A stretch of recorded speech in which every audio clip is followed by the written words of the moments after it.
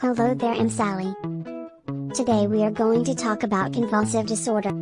At first, what are convulsions? They are a medical condition where body muscles contract and relax rapidly and repeatedly, resulting in uncontrolled actions of the body.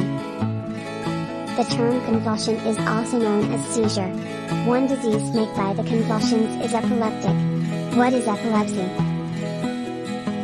Epilepsy is characterized by unpredictable seizures and cause other problems. How can epilepsy be related? The seizures in epilepsy may be related to a brain injury or a family tendency. Epilepsy is the fourth most common neurological disorder and affects people of all ages.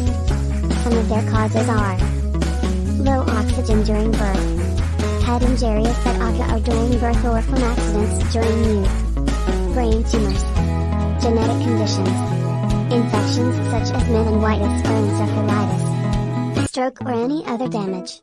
The treatments are medicines called anti-epileptic drugs, surgery to remove a small part of the brain that's causing the seizures, a procedure put a small electrical device inside the body that can help control seizure, a special diet. Worry the symptoms. Alternations to scent, the taste, smell, hearing, or touch. Dizziness, tingling and twitching of limbs. Epilepsy is related to behavior. It can make people inattentiveness, irritability, hyperactivity, aggressiveness. Is there a cure for epilepsy? There's not a cure for epilepsy.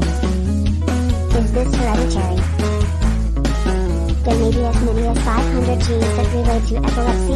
Genetics may also provide you with a natural seizure threshold. Is epilepsy a disability? Epilepsy is a physical long-term condition and people with epilepsy are protected under the Equality Act even their seizures are controlled or if they don't consider themselves to be disabled. Thanks for staying with us until the end. Bye.